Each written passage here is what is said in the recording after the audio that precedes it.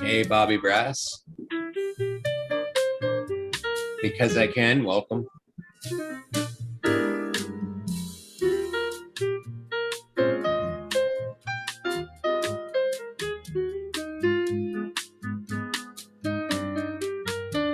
Yeah, this is our Saturday night easy listening music.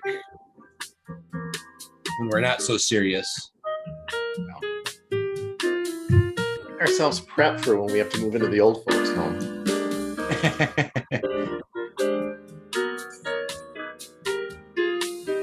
Bow, bow, bow, bow.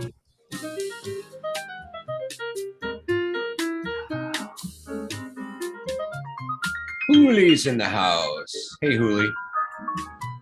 Ah, Rudy Green. It just wouldn't be chat without Rudy Green.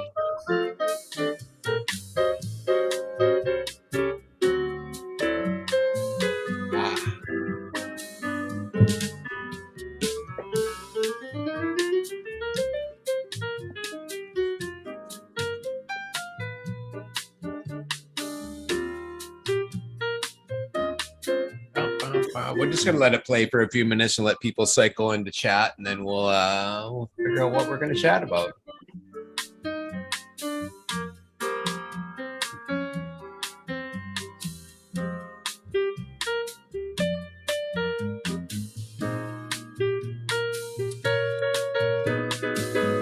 The topic for tonight is going to be just kind of whatever, just kind of a BS night. Who knows where we'll end up?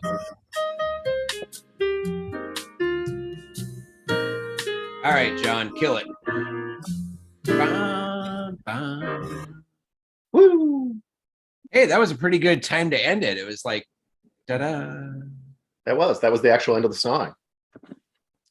You know, because we've done this 3 times, your mind remembered that was the end of the song. It could have been. Very well could have been. So I just, John asked if we could go live tonight earlier. And I thought, well, maybe I kind of wanted to see a movie. Not that I don't want to hang out with you guys, but I wanted to go see Top Gun. It's the highway to the danger zone for you. Look at us. We're both flagging it up again today. Danger zone. Yeah.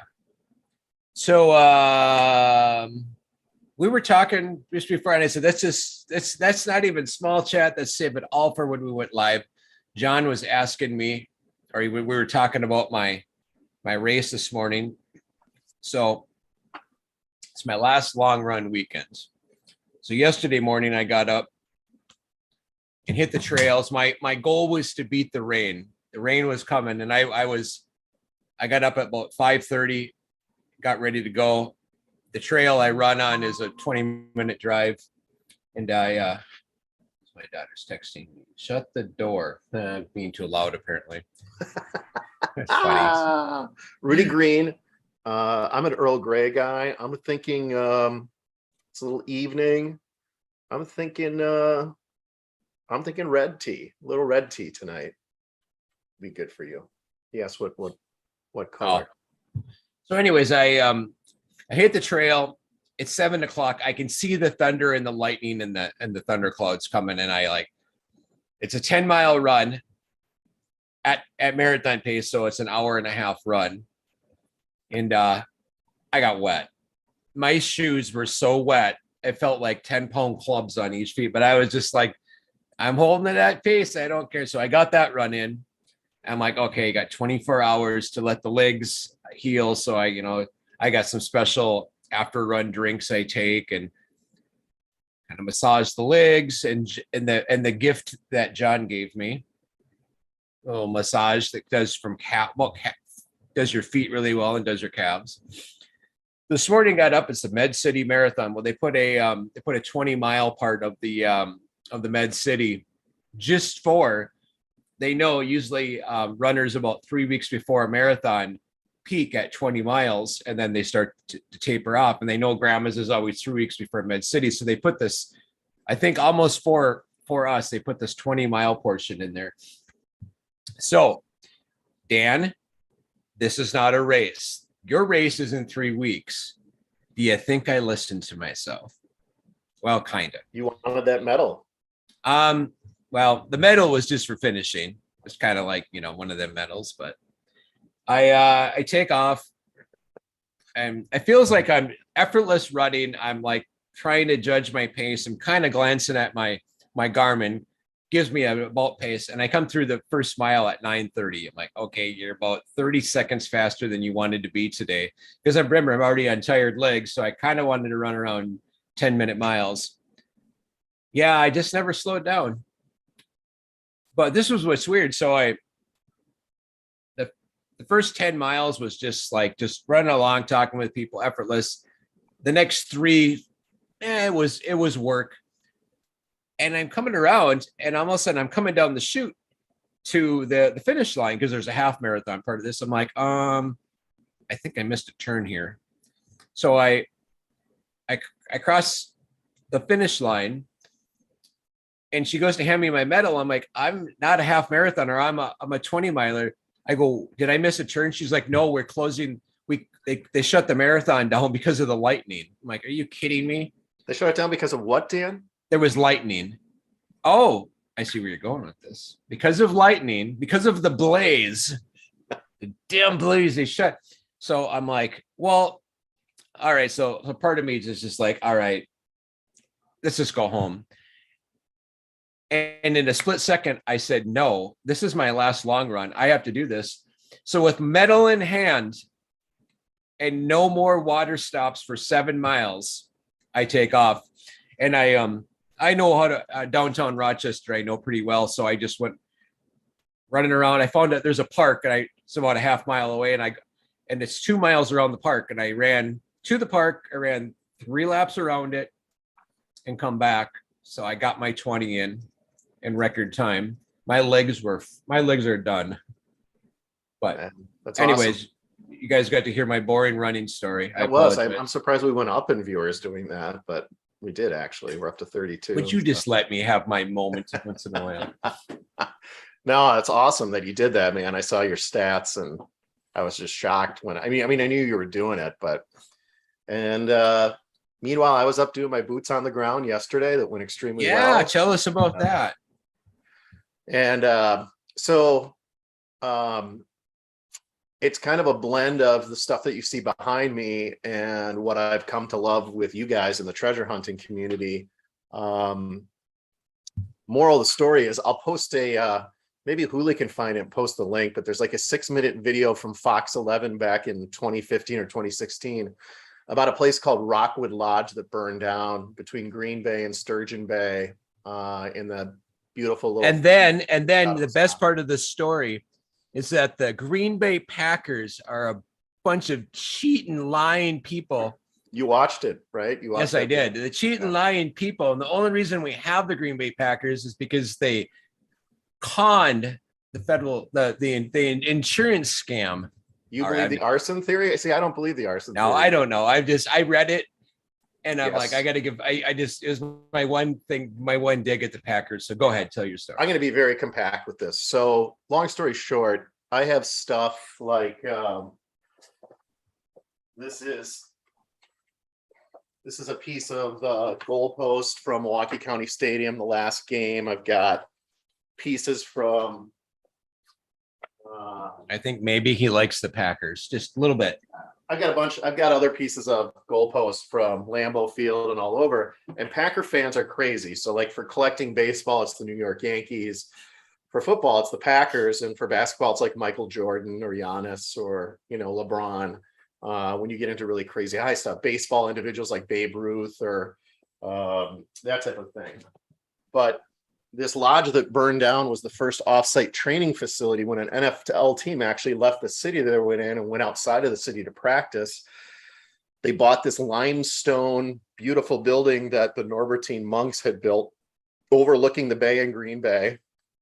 They put a practice facility, a field on top of this so that the married players could live in cottages and the other guys could live kind of like almost like a in a lodge type facility outside of the city. And other teams came, and that kind of started this whole when NFL teams play off site. Well, anyway, this thing burned down. It was very controversial. It was January of 1950. The lodge burns down. The Packers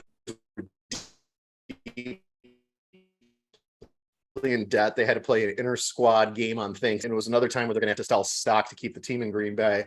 Well, after the lodge burned down, they got a $50,000 insurance policy from it, and that kept the team very much in the green when it was going to be in the red.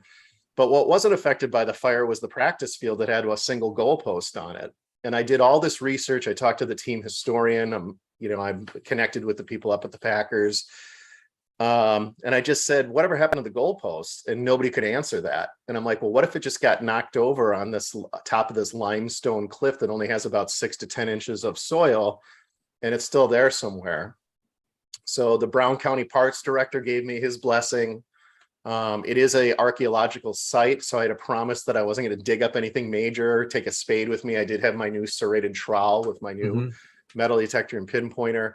And I actually located and flagged 2 locations where this may be. And the next step will be working with the Parks Director, an archaeologist up in Brown County, and the Packers to actually take ground penetrating radar, look at these locations that I flagged and see if we actually found the sucker.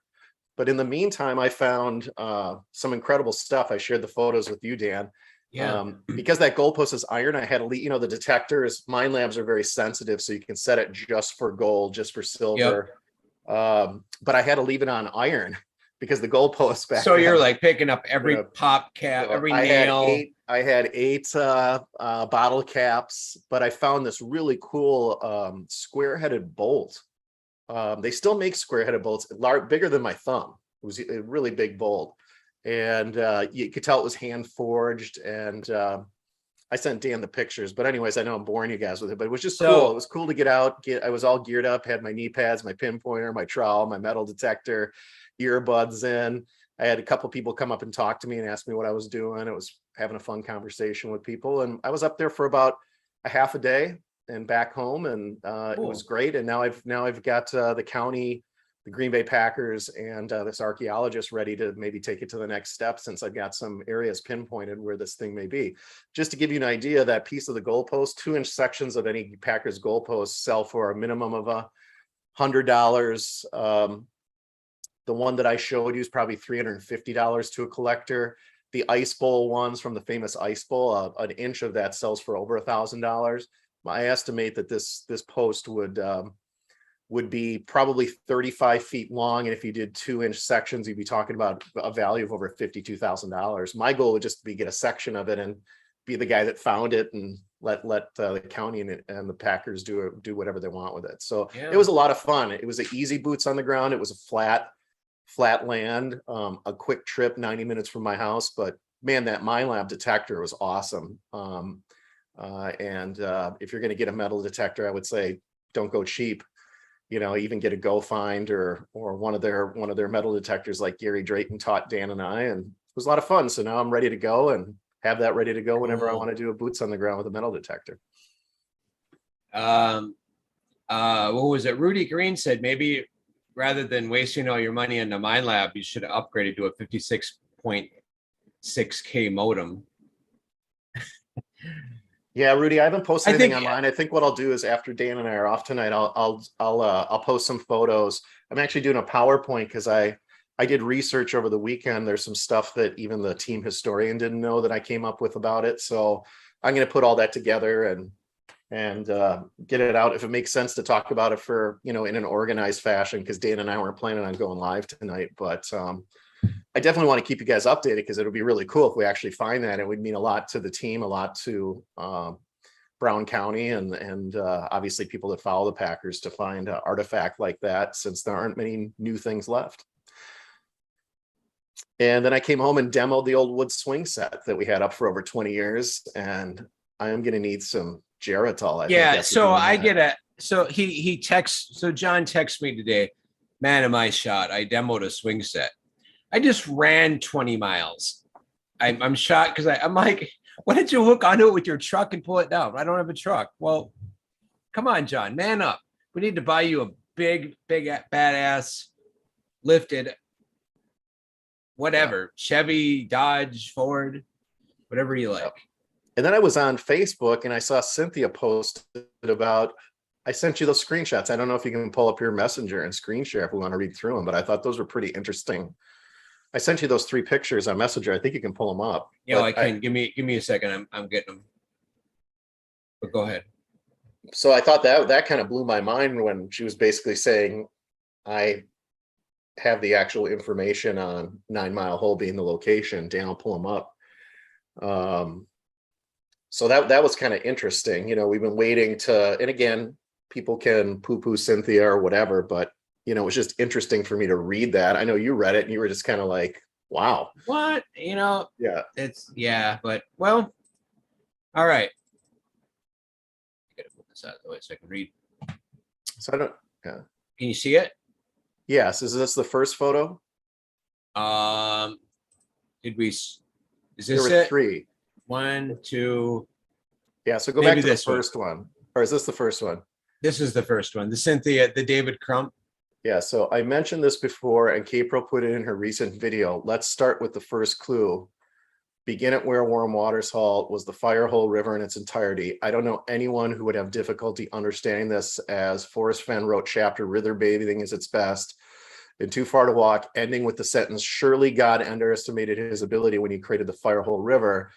And Jack's statement that when figuring out the solutions to the poem, he compared earlier versions of Forrest Fenn's stories to those in TTOTC, looking for what was excluded, the chapter Flywater and the exclusion of specifically the Firehole River. But the solution or starting point makes it Madison Junction, where the Firehole halts. In hindsight, it didn't matter what a person's reason was for starting at Madison Junction, whether it was figuring out the Firehole halted there, or like many searchers, it's where 2 warm rivers, the Firehole and Given, merge, creating the Madison River. So that was the first one. And then she says, absolutely, like I mentioned in my comment above, I have closure because I've been told the answers. I've seen the Yellowstone National Park map where Forrest Fenn marked an X, signed his initials FF beside it, and circled the spot and wrote in all caps 9 Mile Hole. This was also dated 6/11/2020 to be used in a court case if needed. As far as I know, it was never needed for any of the lawsuits, and I am the only person still living to have seen it other than the person who possesses it. That was kind of like mind blown, because I've known Cynthia for, 3-4 years, and yeah, I don't know her as I don't think she would lie about something like this. No, I don't think she would lie about something. I don't think she, she has there's no reason for her to. And she also sucks. I mean, she knows she has no way to, unfortunately, to prove it.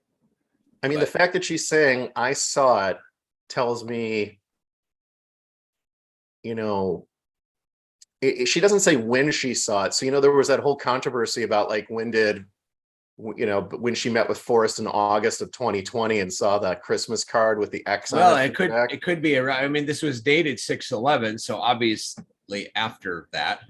And Forrest died. Yeah, but not by 9. So. Yeah, or is it that she saw it recently when she visited with Shiloh and he showed her that? I mean, it was dated 6/11/2020. There's no clarification if she saw this back in 2020 or if she saw it, on a recent visit with Shiloh in the last year as they've been getting together. And she's not saying who showed it to her. I have to assume it would be Shiloh, and I think that would also protect She says the only living person who's seen it, except the person who possesses it. I think that would give Zoe the plausible deniability when she's in her deposition to say, I've never seen anything that says where it is. They didn't depose Shiloh. So that would be my guess, but still pretty crazy. I think this was the first post. So I think we read them in reverse, Dan. So she said, what a sad ending to why Forrest originally hid the treasure chest. The Fenn family, Jack, and lawyers so underestimated the Fenn Chase community. They thought us knowing 9 Mile Hole would give all of us closure and we would move on. What I don't understand is how they do not understand those of us who spent 10 years of our lives. So she's talking about hers and other that have been in the chase for 10 years, investing and giving freely our hearts and souls to this once in a lifetime phenomenon, need the answers for closure. I have been fortunate to get more information than anyone, but that does not help the masses get closure. With the lack of Jack's deposition, where I'd hoped the community would get answers, I no longer know, and I feel great sadness for everyone. So it's good to see her have some real compassion and also show a little bit of, I don't know if guilt's the right word, but was privy to things that we weren't. And so go back and show that one before, because I just want to read through it one more time. And which one? This one? Or yeah, where she says, I have closure because I've been told the answers. I've seen, so she's seen a map of Yellowstone where Forrest marked an X, signed his initials, Forrest Femicide it, and circled the spot and wrote in all caps 9 Mile Hole. And it was dated 6/11/2020 to be used in a court case if needed. So Forrest did this, after June 5th and 6th of 2020. And she says, as far as I know, it was never needed. I'm the only person still living to see it other than the person who possesses it. I've got to think that that's Shiloh. I mean, we know it's not Zoe unless she lied in her deposition, and I don't think she would, and Carl wouldn't put her in that position. I don't think it would be Carl because Carl's Forrest's attorney. If Forrest gave to that and said only use this in case of a lawsuit, I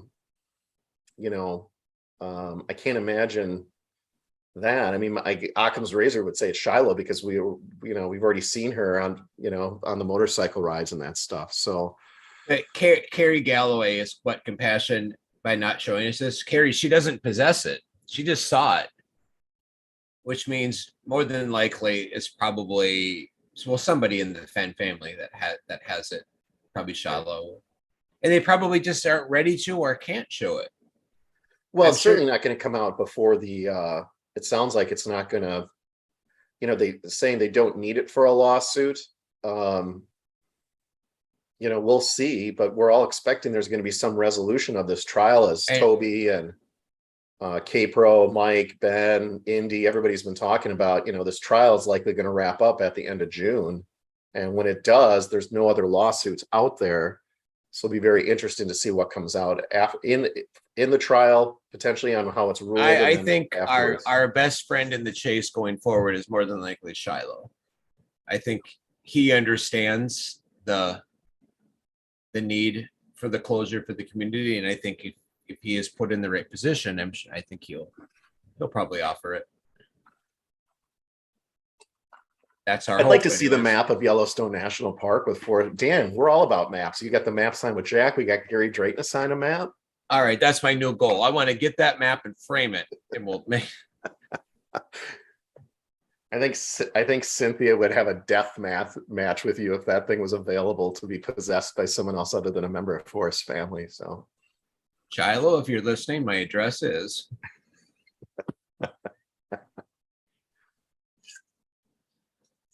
Yeah, so that's pretty amazing.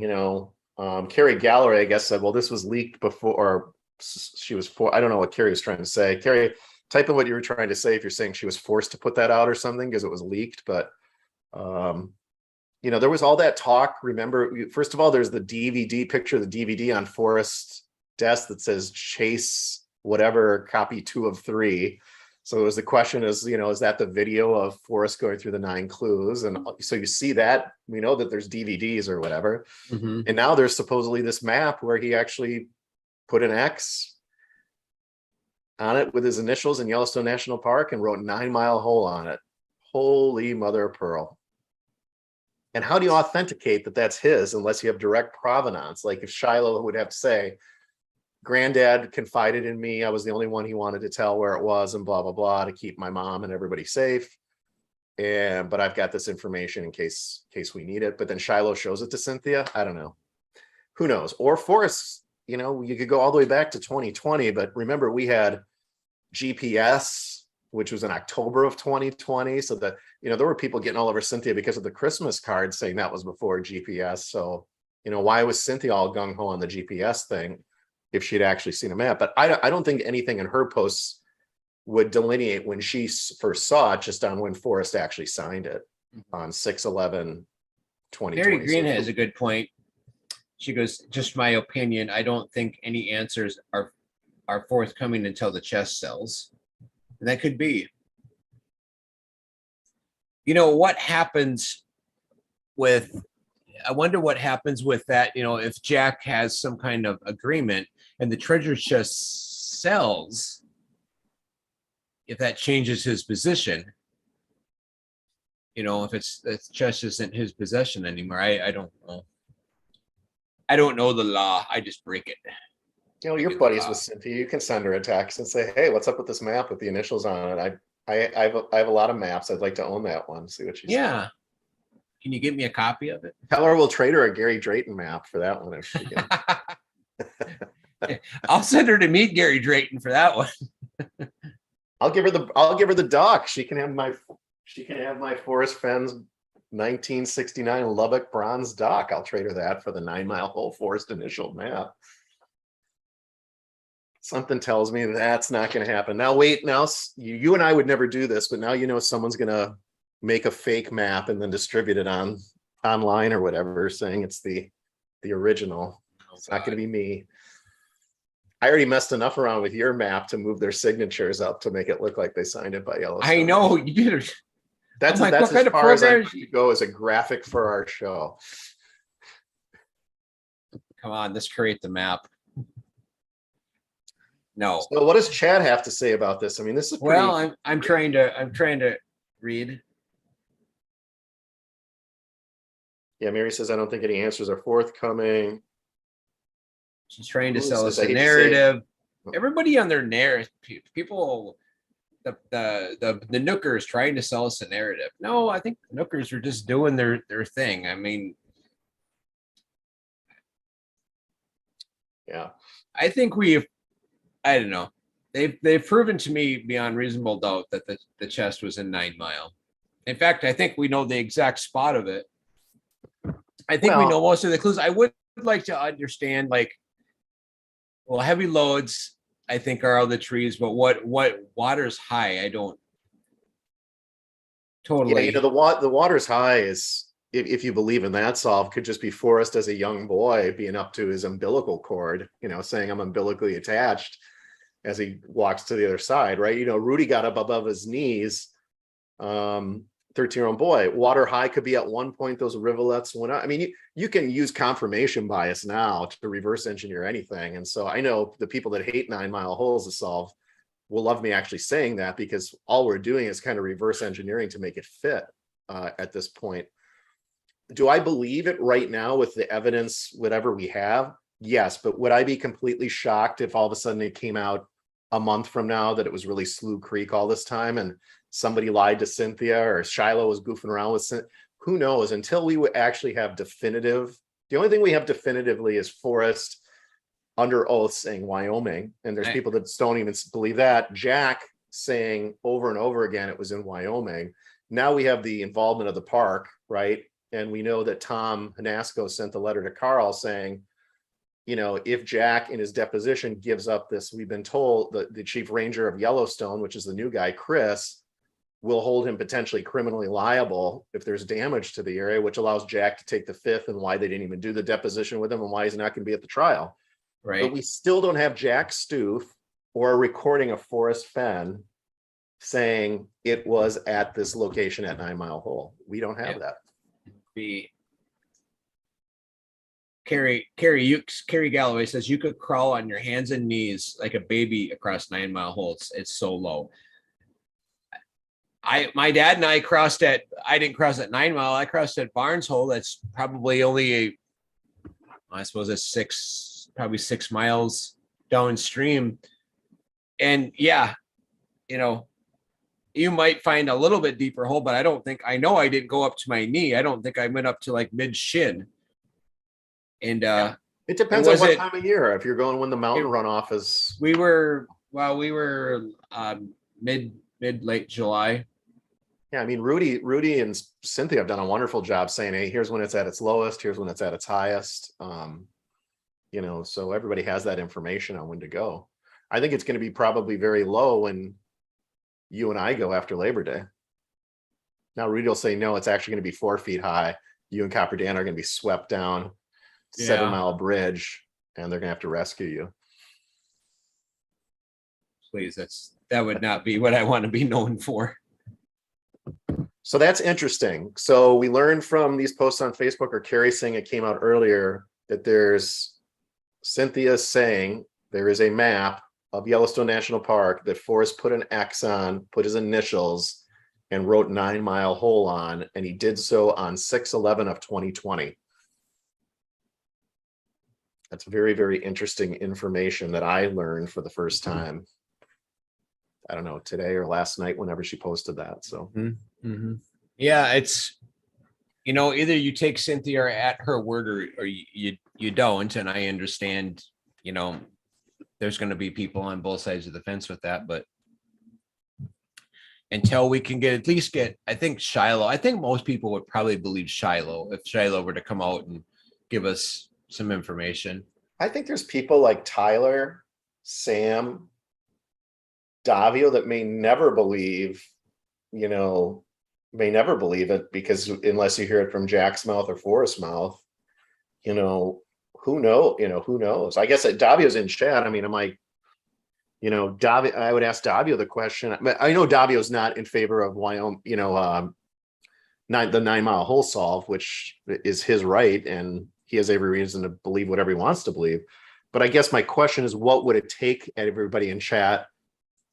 What actually evidence would you have that would convince you, if that the location was the location? Would it be Jack, saying, I'm finally willing to share this information and give it to you, but would people still believe him or believe that he's a hoax?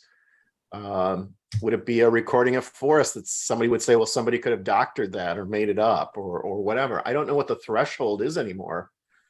What do you think, Dan? I mean, what's the threshold for you on knowing definitively 100% that was the location?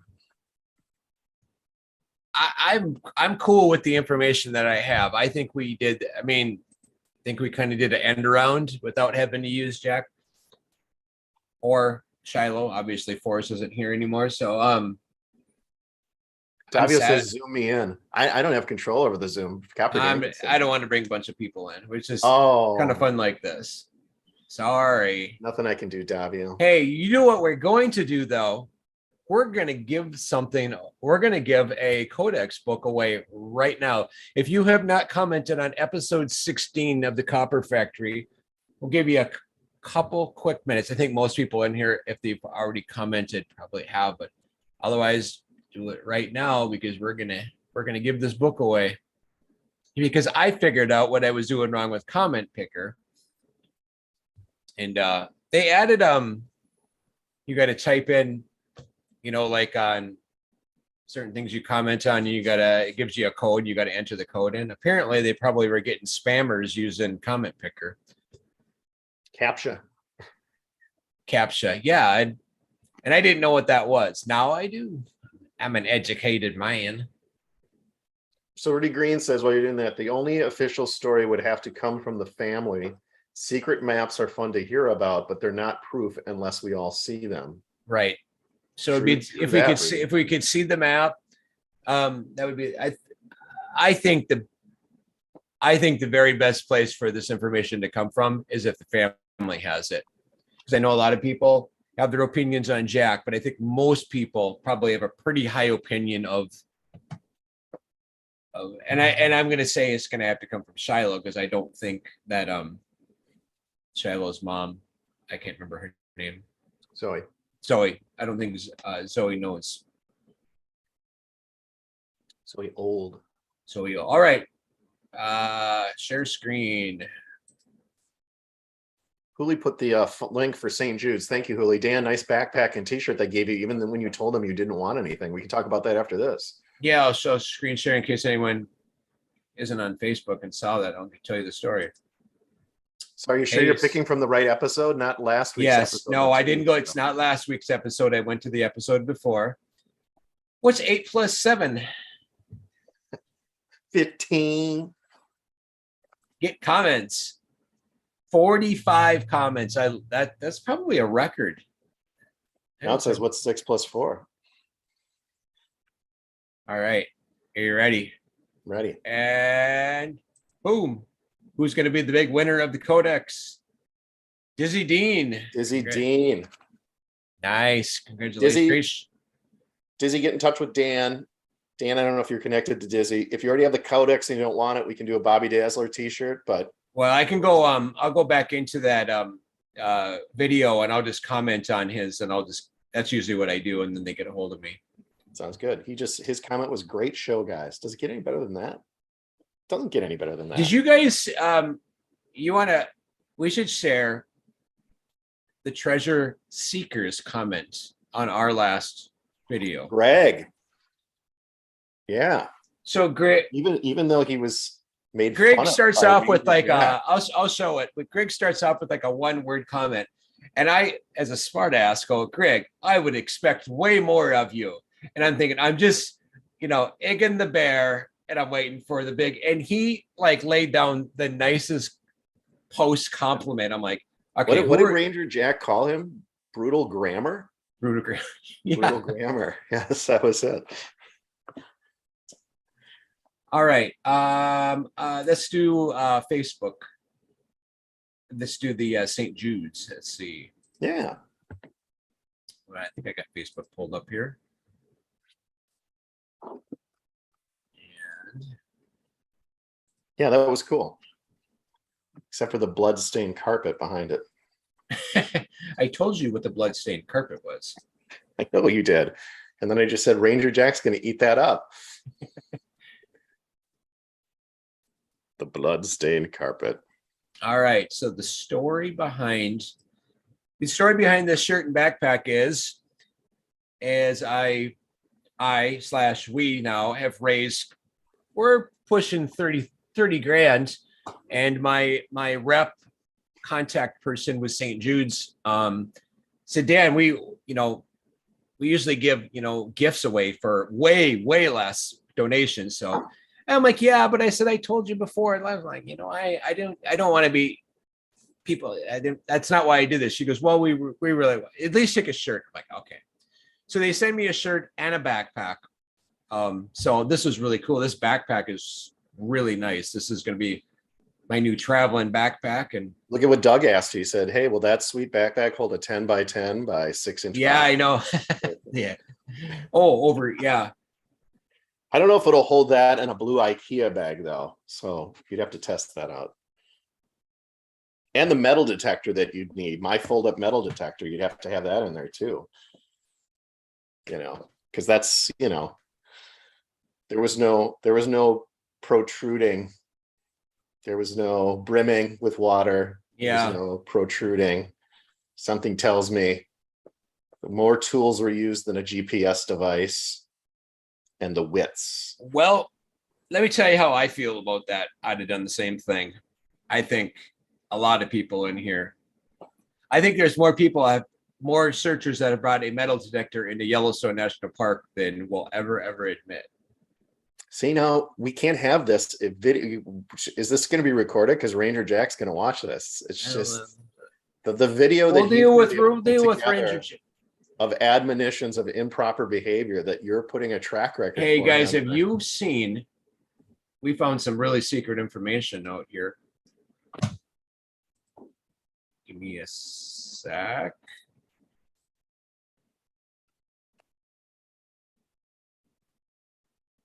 Oh, come on, computer, go. Oh, here it is.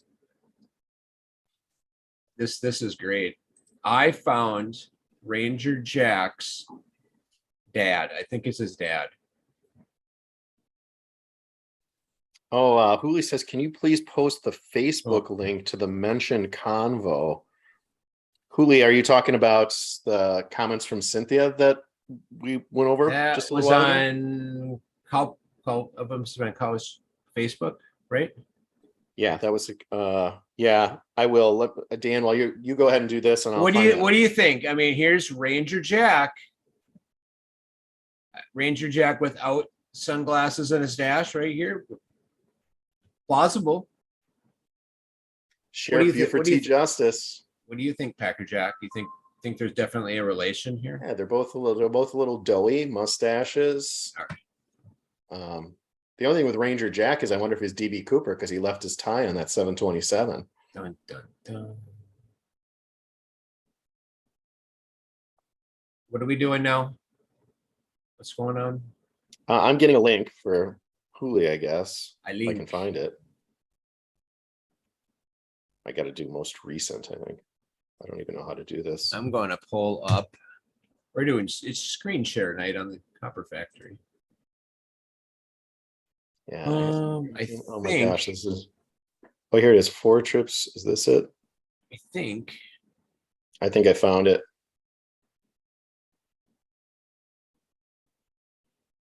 Pretty sure I found it. Hang on. Here we go. What do you got?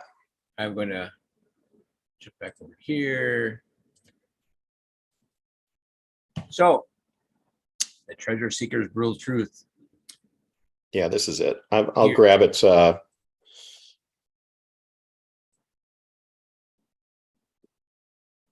I think so. The Brutal Truth, I think, just gave us a he says he just gives us an LOL with the emoji. And I'm like, so my reply is that all we get is an LOL? I expected more from you, Greg. You can do better. To which he replied, the Copper Factory was awesome.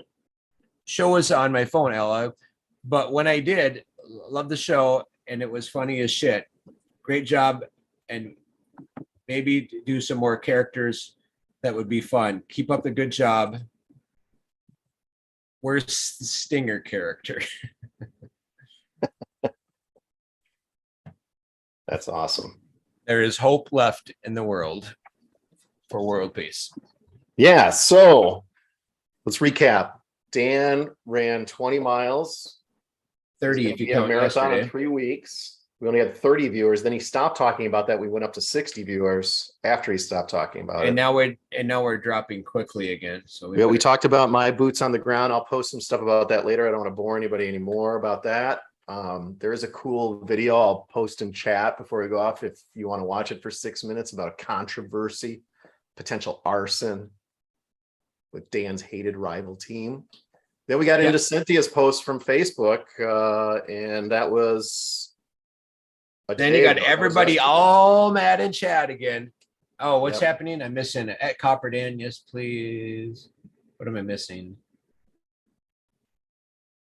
What was the last? What was that last year, Dan? What are we talking about? Sorry, Huli. Yeah, Huli, it was Billy Price. Billy Price made the post yesterday on Kalazar's. Oh yeah, this is if we're talking about Cynthia's post. Yeah, it was Billy Price's post yesterday, and then Cynthia responded. And yep, depending on how it displays like on your phone, there's one thread that's like 25 long that hers is in. So when you see that, click on for more comments. You got to click in, otherwise you may not see it in the first way it displays. But it was Billy Price who made that. Here, I will do this first because not everyone has access to this.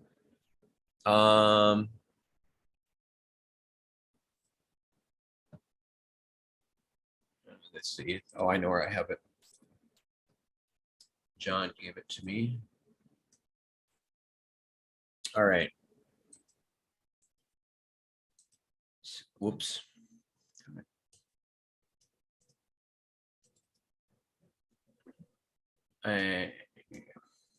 There. All right. So what I will do, guys, is I'm going to pull this up. So get ready to, you can just screen capture this if you would like. I'll hold it up there for a minute. This was, I believe, the beginning, right? Yes. Yeah, when this was her Sad Annie- first one. Yeah. So if you want And this and if you're not a member of Mike and Kpro's Facebook page, that's where this is buried in a Billy Price post. Otherwise, and then you can screen capture this. And this was the one where she said she actually saw the map of Yellowstone with Forrest's initials and X marked on it, and circled the spot and wrote in caps 9 Mile Hole. It was dated 6/11/2020. So, and then you can screen capture. yeah, and this was just her response afterwards, just talking about, like, I think Cynthia's for it, like, what more do you need? I know this, I've shared everything, blah, blah, blah.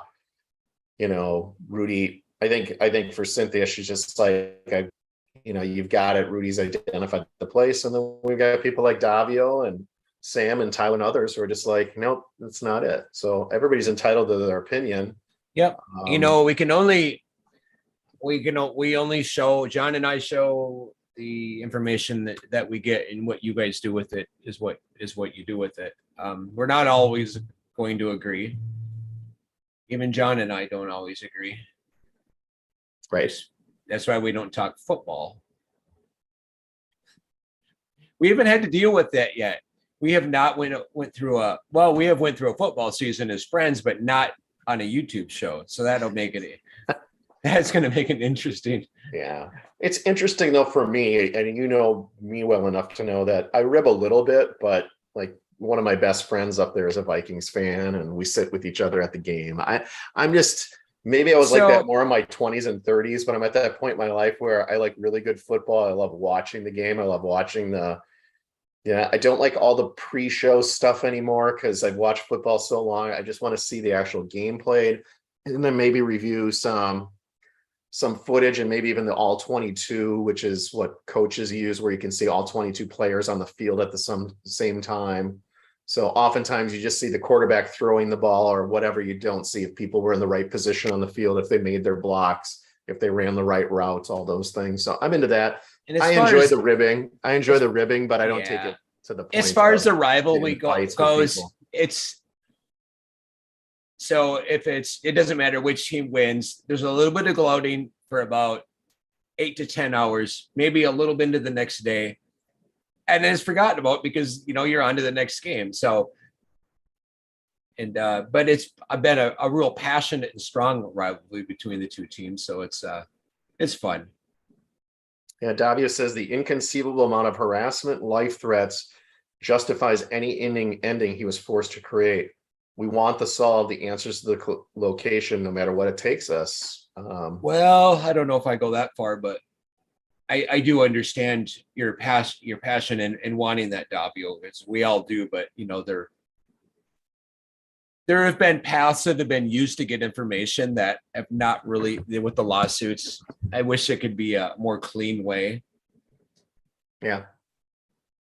I think it's very, very interesting, this whole thing with this Jamie McCracken using the name Harry McCracken. We know that Harry McCracken was one of the founders of the Buffalo Bill Cody Center, in Cody, Wyoming.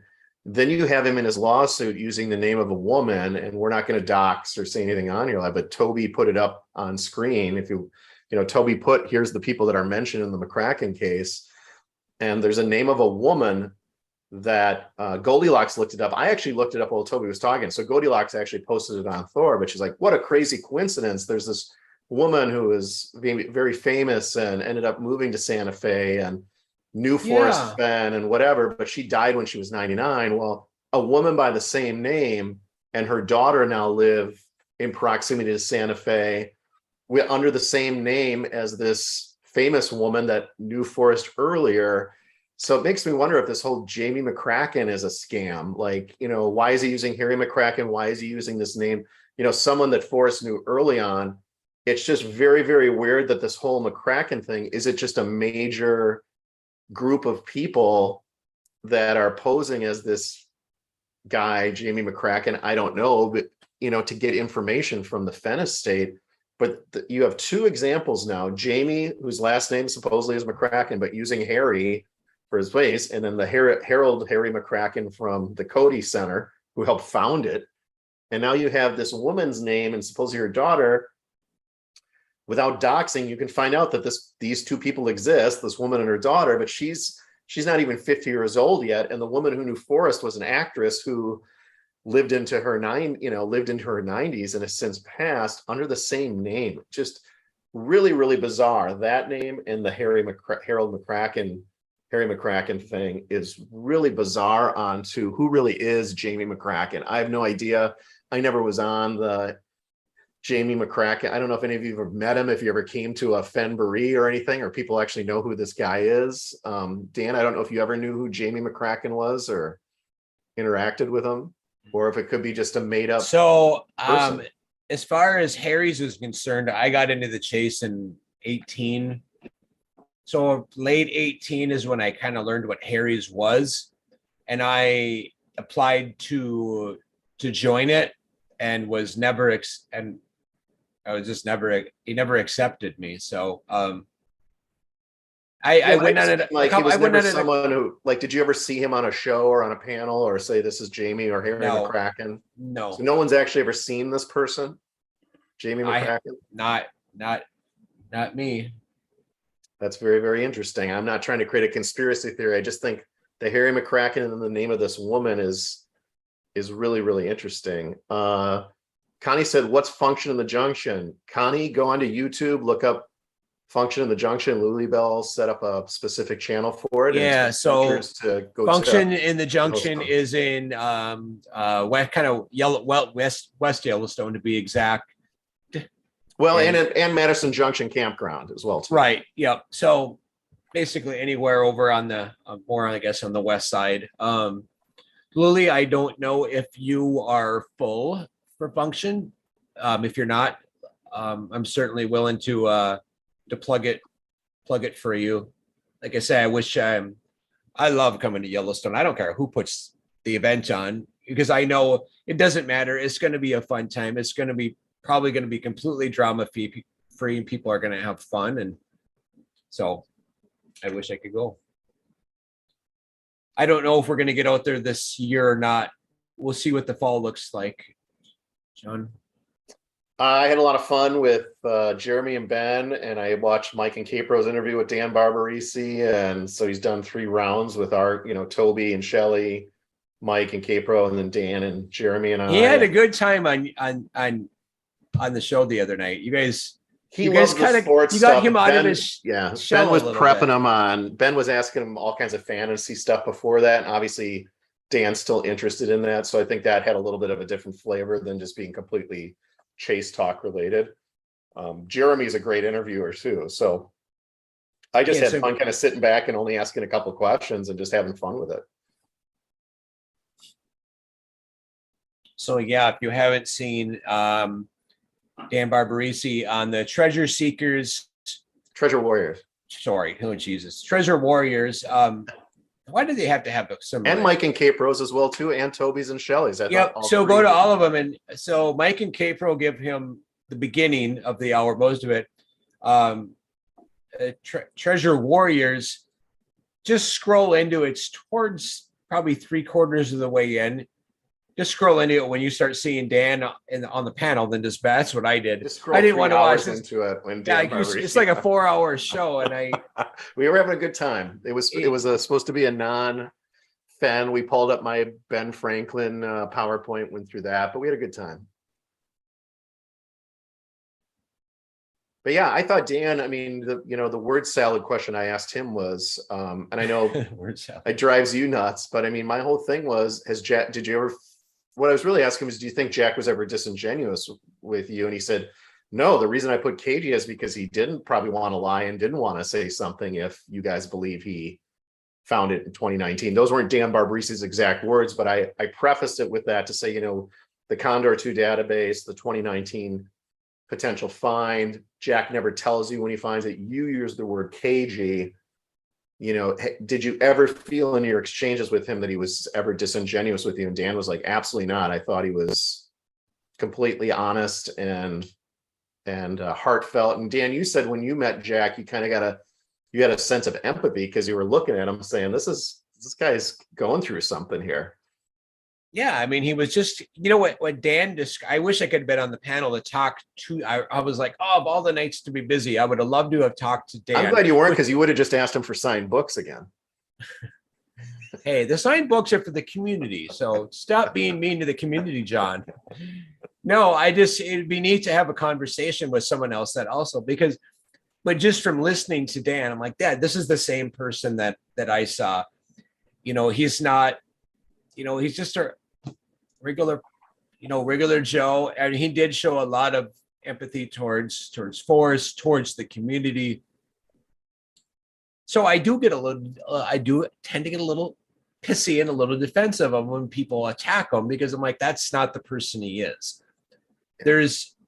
I always said there's probably a reason he's not giving us this information. And now here we are looking at it going, yeah, there's probably, his hands are a little bit tied.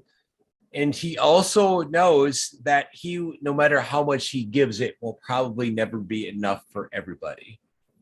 Yeah, it'll never be. And I think he doesn't want to give it because of what he stated. I mean, he's written. Now, as soon as I would release it, I'll be sued by people. You know. Now, if to go back and talk about the 2019 thing, which I've always said, who's going there? Because I'm not going there. I'm going to go ahead and I'm going to allow it. All right, I'm going to pour a cocktail while you say. I'm going to put you in. I was just going to put you on mute. No, it's just so with the 2019 thing, I'm like, why are we spending so much time on this? Because at the end of the day, yes, maybe he did find it. And actually, John, your point to 2019, and I liked your about the auction. You know, it's a neat theory, and it could be possible. I mean, the fact is if everything is correct and Forrest left it in the park, he did leave the finder a little bit of an issue. Absolutely. And if Jack found it and didn't go to Forrest right away and thought, okay, what are my options here? And that's actually your theory on the auction house. If he created, not the auction house, the auction website, if he created a website and said, you know what, I'm just going to sell the spot, I'm going to cash in on that and get my hands washed free of it. Yeah, I think that's not a half bad idea. You know, it would have been a hard sell, I think, because everybody pretty much saw it and thought bullshit. But yeah. Okay, Larry, by the way, just says, I think all the interviews did very well. Dan Barbaresi did a great job. I'm only crazy for 1 or 3 shows a week. I'm with you there. We just went on tonight because Dan and I were going to have a cocktail together, and he said, let's go live. So it gives me a chance. It gives me a chance to bloviate. Yeah. I do understand where you're coming from. I really do. When you say Jack's the finder, so what does it matter? And if he was handed an S show and he actually covered the chest over and left it there, somebody plausibly could have found it.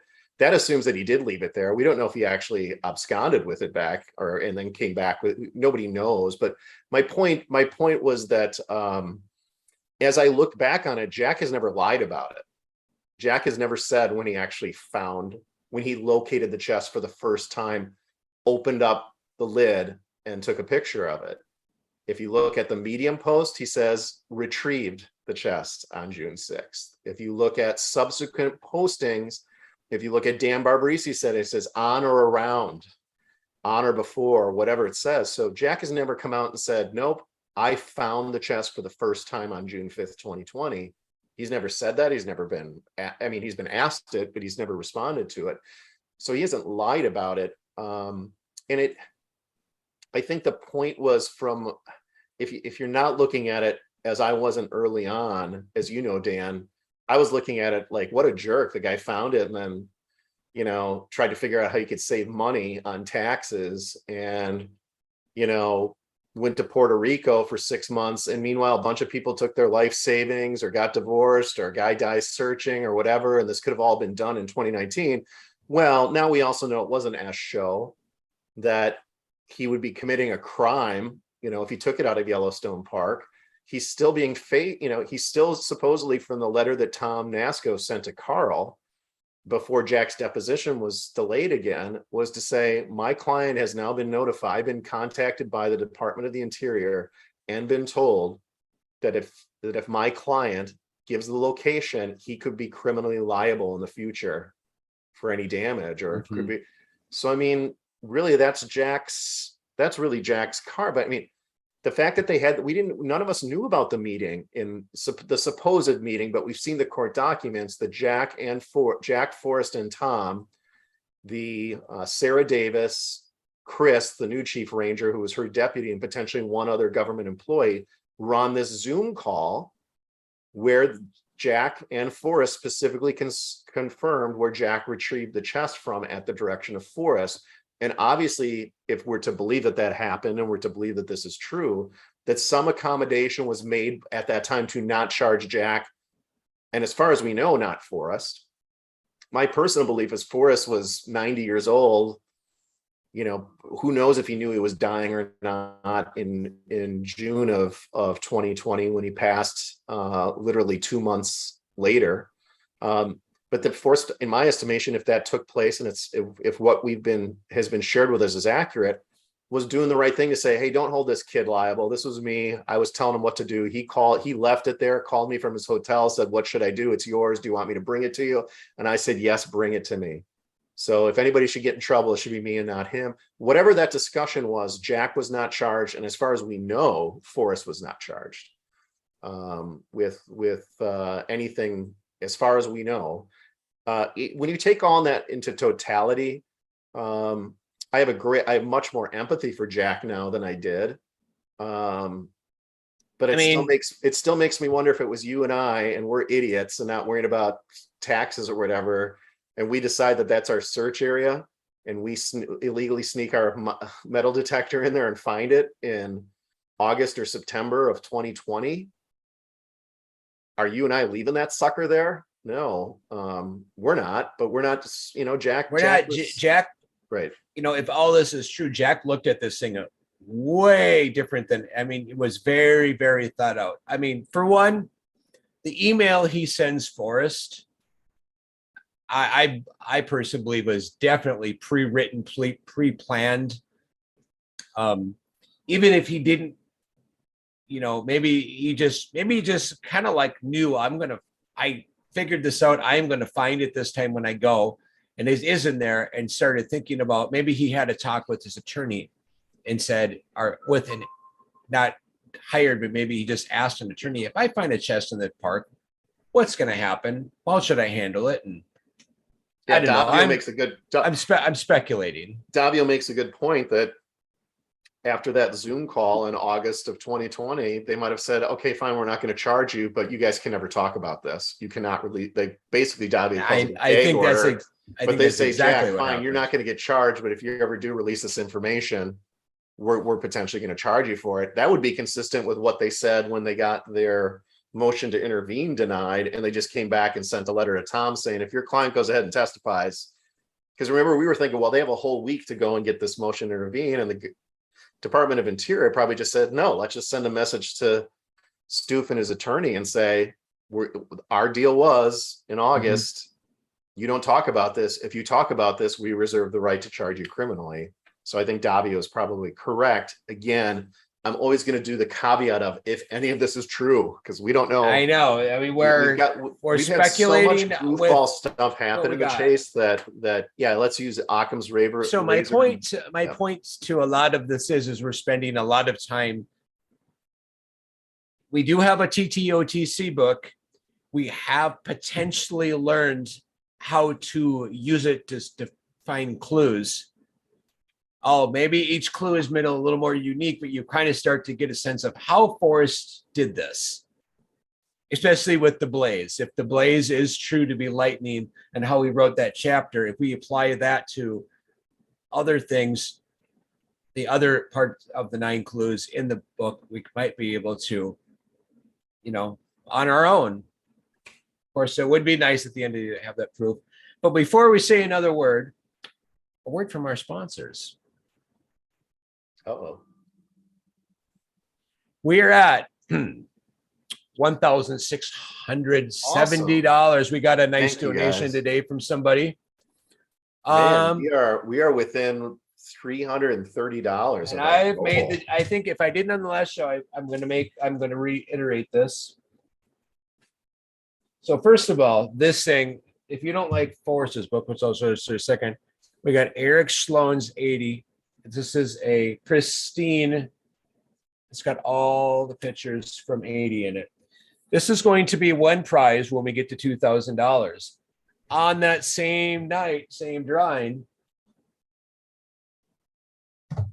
we got Forrest Finn's first book, 100 original copies. This is number 45, if memory serves correct.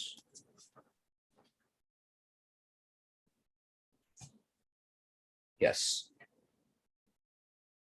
I can't get it to focus. Here we go. 45 signed book. This book alone is worth, I don't know, between 300 and 400. I got a little better deal on it because the owner of the book knew what my plans were for it to give it away. So thank you to him if he's watching. He threw this in. So when we get to $2,000, now that I figured out how to use Comment Picker again, we'll do it. And, you know, sometimes we don't go into what this was really for. We just say St. Jude's.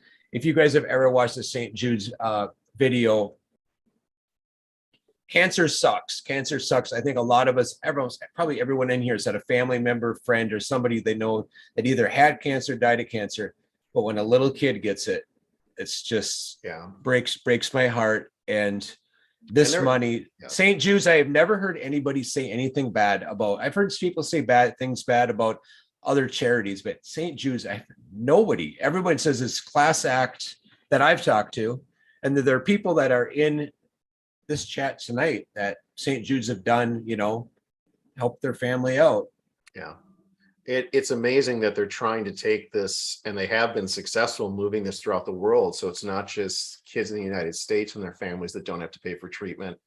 They're actually helping kids in the Ukraine right now. And people with cancer that have been forced to move to Poland or, you know, have been forced out of Ukraine. So the reach of St. Jude's, what Danny Thomas started, his daughter Marlo Thomas, that many of you are probably too young to know who they are, but and the work that St. Jude's has done, basically to say, if your child has cancer, you shouldn't have to worry about what the treatment is and how to pay for it. Yeah. The other thing that's happened in our lifetime, Dan, just going back 30 years, is if you go back about 50 years, kids that got a certain type of cancer only had a 20% survival rate, which means 8 out of 10 would die.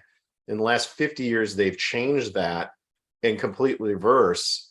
And now they've gotten it to 80% survival rate, which is just amazing. In my lifetime, you know, Dan, you're a little younger than me, that all this work has changed the outcomes for so many kids, yet there's still that fight for that last 20%. That last 20% of kids that they want to keep doing the research for, pay for these families to get the treatment. But it's a tremendous success story for these charities. If you talk to any cancer doctor who treats children, on what a difference charities like St. Jude's have made to their ability, the survival rate, not only helping the families with the cost, but the survival rate of kids.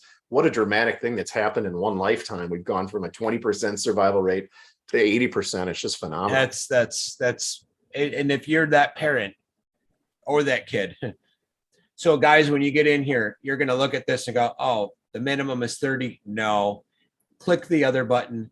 I think the minimum is $5. $5, you know, if 100 people, I mean, you know the story. If you can give, it's not going to John or I.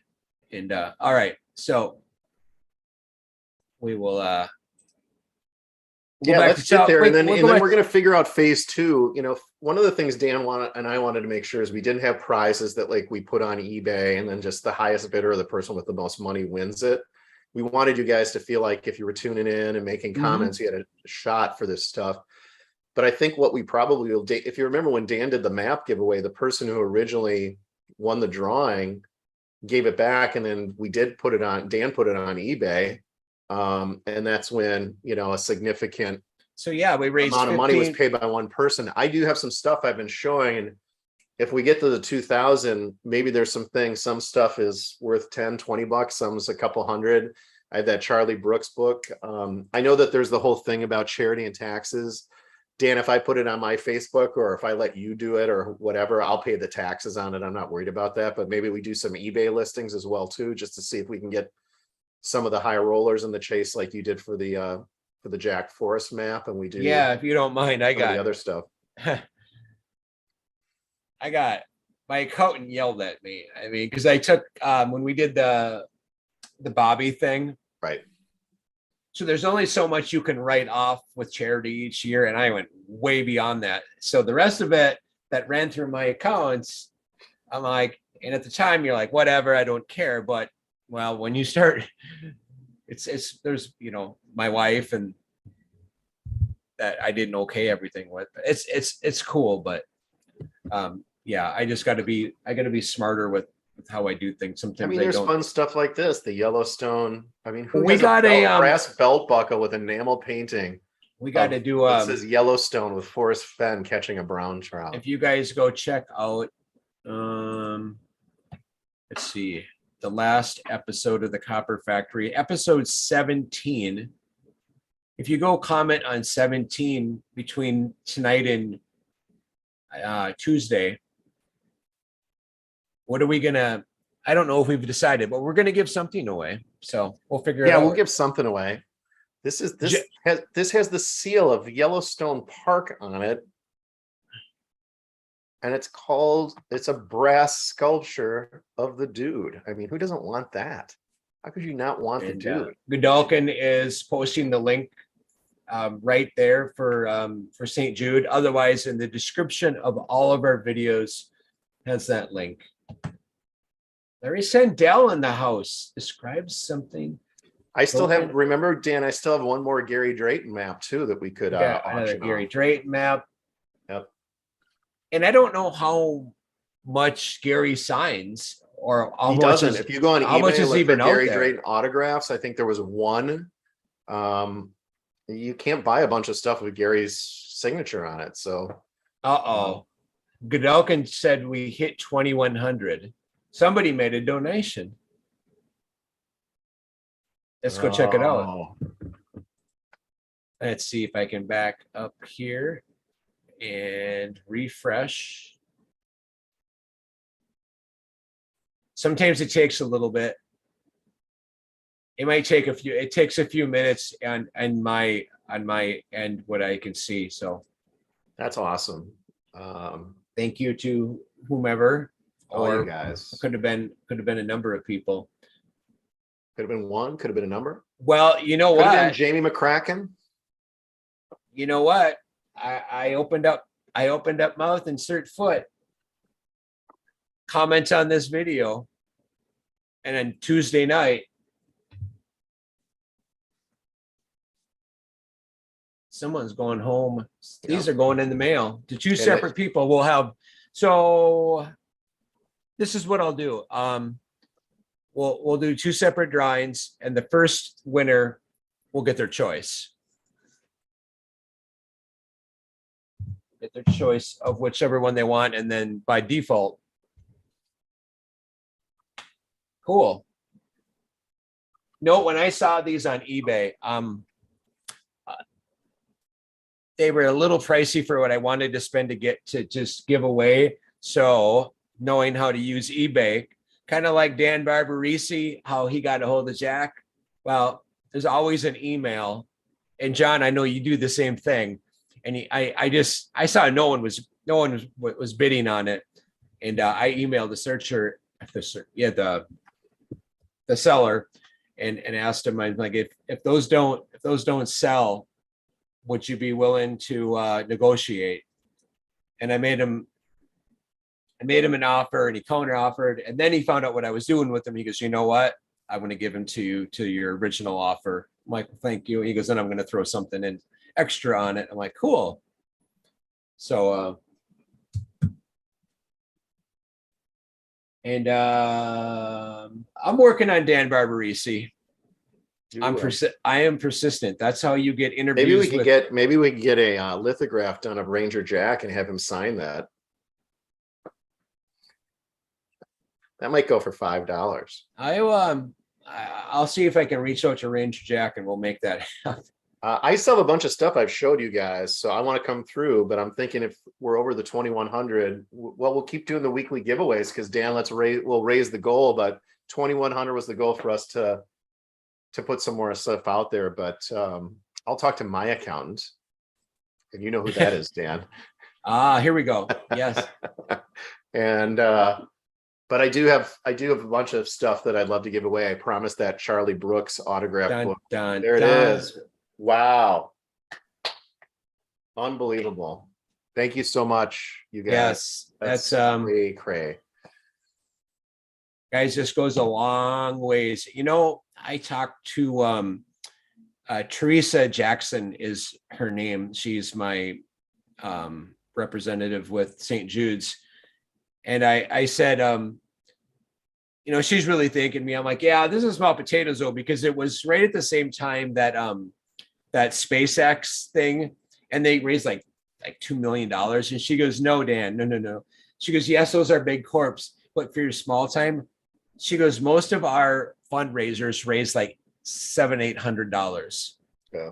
She goes, like, so when we did with like the last map, it ended up like around $24,000 or so, or 25, whatever it was. She goes, that's like so far beyond what the average fundraiser brings. Yeah. And people don't realize how much, like, people are like, oh, great, you donate, and then they send you a t-shirt and a backpack. How much I have to pay for that? You guys don't realize how much the doctors that treat kids give. I mean, there's so much money that the professionals in the industry just choose to begin with. So Dizzy Dean's in the house. Dizzy, you won the codex copy of the codex. Or if you don't want the codex, let Dan know and we'll send you something else. I will. I'm going to throw in chat here. I'll give him my email.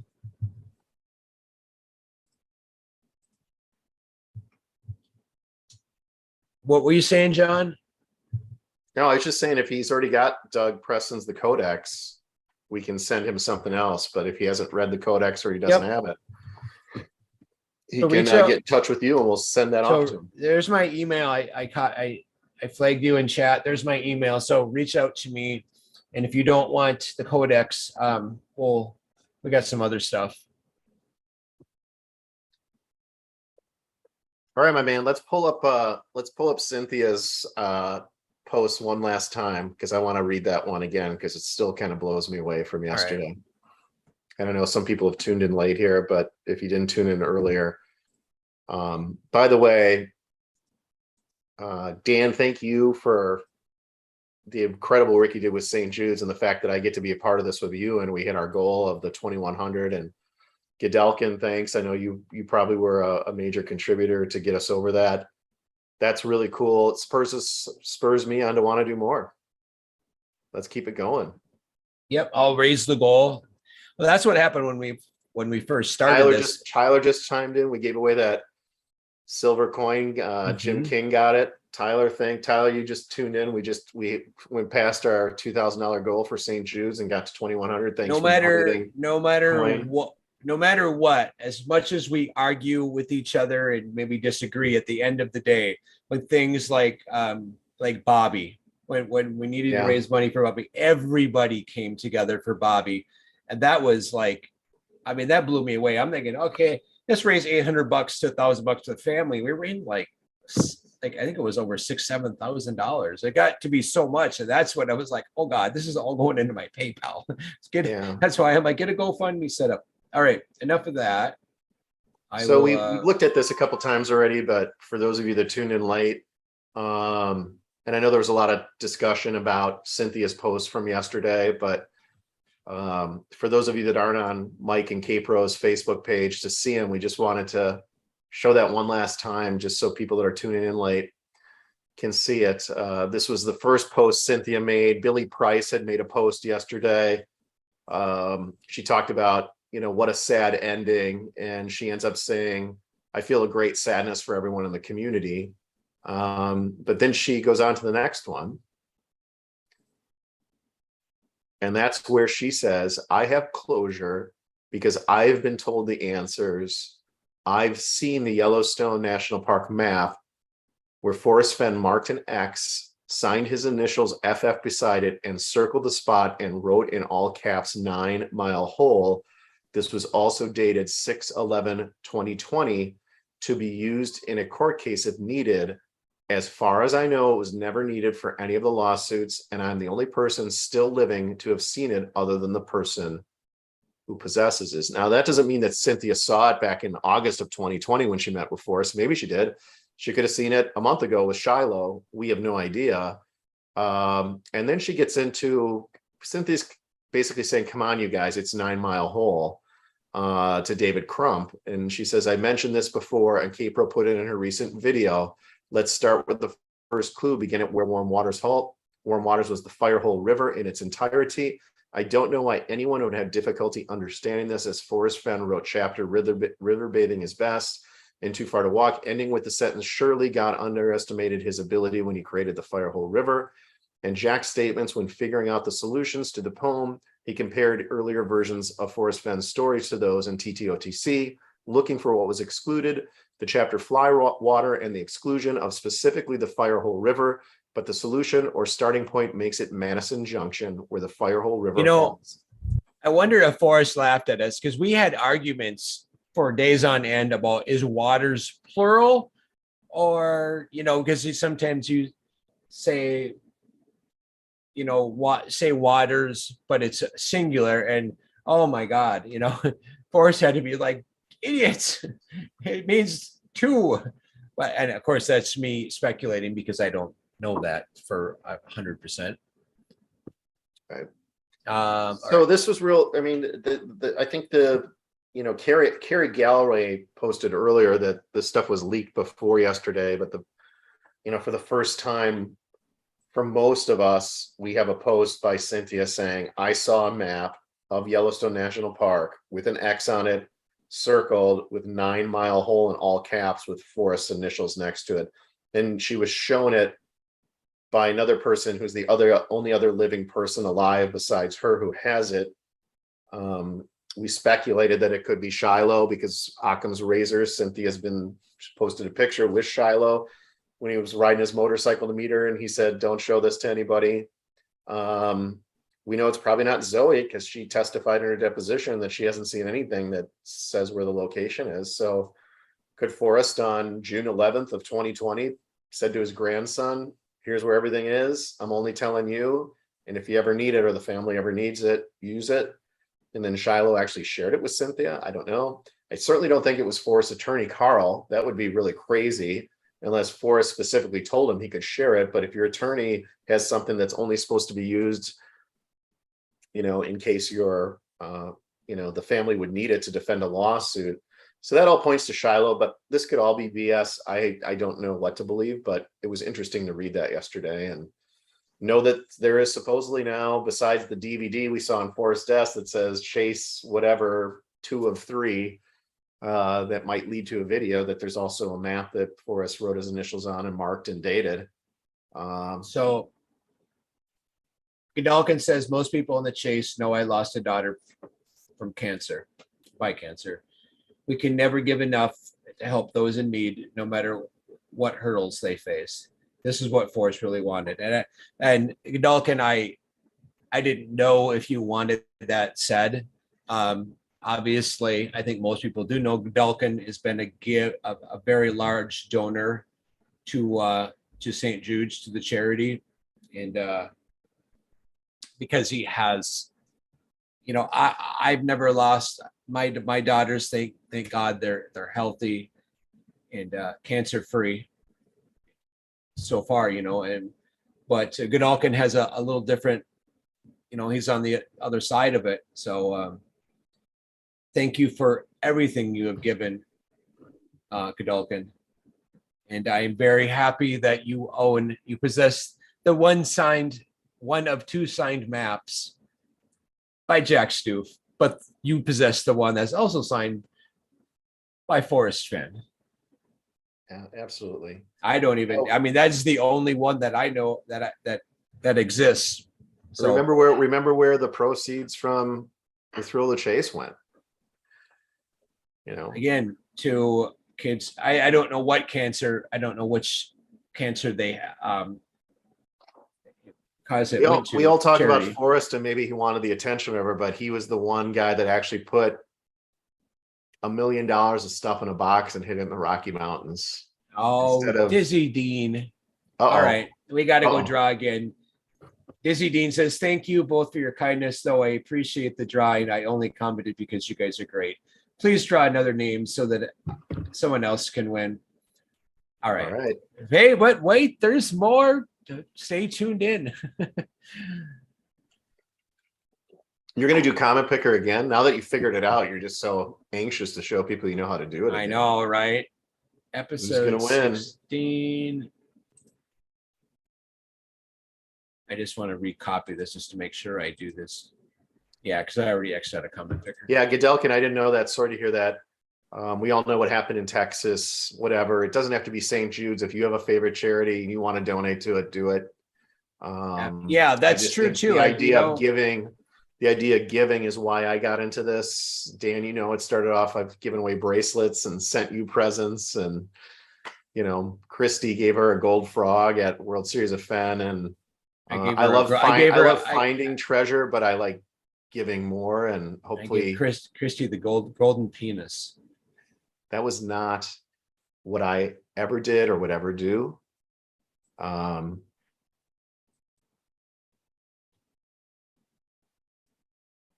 Plus, I'm known as Twisted Steel and Sex Appeal. I think we got an extra comment. I think we're up to, were we at 46 before? I don't remember. Maybe somebody commented.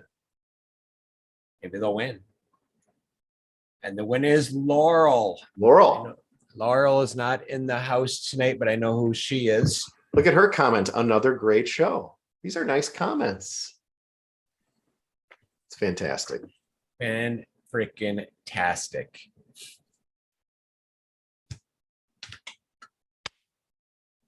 All right, man. That's all I got. We didn't want to be on a long time. We wanted a good time. Yeah, I'm going to go spend some time with my family. We are watching. We are well into the Stranger Things. Do you watch Stranger Things 4? No, I will. I have watched them. I have not started season 4 yet of that yet. Man, so that's so cool because that's when I grew up. I was those kids' age at that time period. So it's like the arcades they go to and the games and the music they listen to, it's like, oh my God.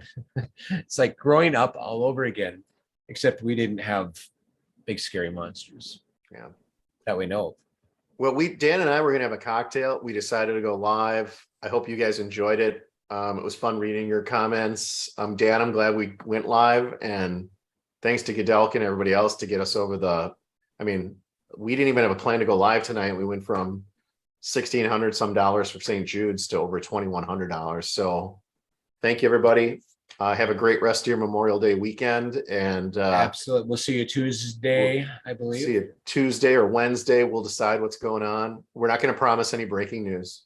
So no, and we appreciate if you have not subscribed. We always appreciate a subscription to our cause, a like to our video, even though we're not monetized quite yet, but we're working towards it. Maybe that mustache freak will show up again, and I always miss him. You never know. I got something in store for that mustache freak. And if you could be around to help me with it, it'd be great. But you're always gone getting a drink. Oh, come on. You come back, and I'm like, dude, you missed, like, every time you leave, he's here. After listening to running Yip stories for 20 minutes, I got to get a cocktail, man. Hey, you guys enjoyed that running stories. I tell you, enjoy it. I'm really proud. I have to tell you, it feels so good to be back. I loved running when I was younger. And when I messed my back up, I thought, I would knock it off. I thought I was done. I thought this is it. And I'm back, and I'm back I'm back better. Build back better. Oh God, what did I just say? You know me better than that. Happy Memorial Day, everybody. We'll talk to you later, guys. See you guys. Thanks for tuning in. Bye.